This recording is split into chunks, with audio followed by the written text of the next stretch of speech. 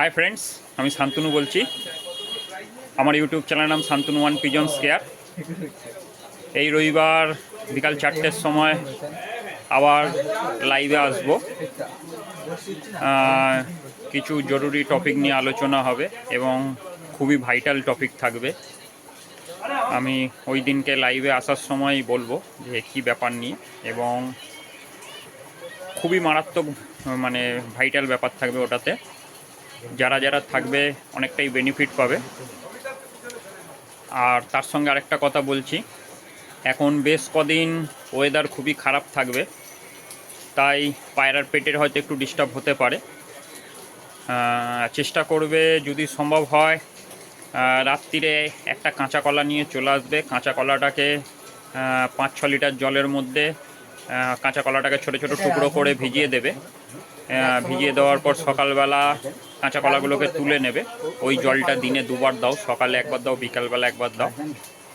তাহলে পেটের ডিস্টার্বটা পাবে না। আর ওই জলের মধ্যেই রাস্টক্স বায়োনিয়া ডালকামারাটা মিশিয়ে দিতে পারো, তাহলে কী হবে, ঠান্ডারও সমস্যাটা থাকবে না। একসঙ্গে দুটো কাজ হয়ে যাবে। যেটা পেটের প্রবলেম সেটারও তোমার খুব সহজেই হয়ে যাবে। আর যেটা তোমার ঠান্ডার ব্যাপার থাকছে, রাস্টক্স বায়োনিয়া ডালকামারাটা দিয়ে দেওয়ায় ফলে কাজ হয়ে যাবে।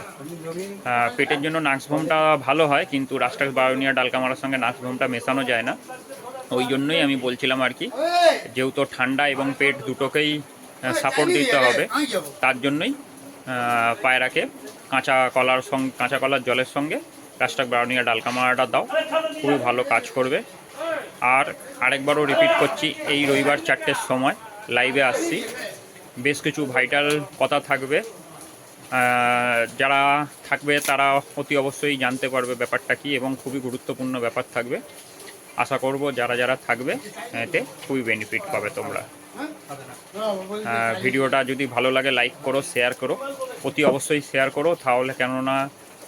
তাহলে এটাতে আরও আমাদের নতুন ভাইরা ভালোভাবে পায়রা শখটা করতে পারবে। খুবই খুবই খুবই কাজে দেবে তাদের। তা সেহেতু আমি রিকোয়েস্ট করব যে তোমরা ভিডিওটা বেশি বেশি করে শেয়ার করো, যাতে সবাই উপকৃত হয়।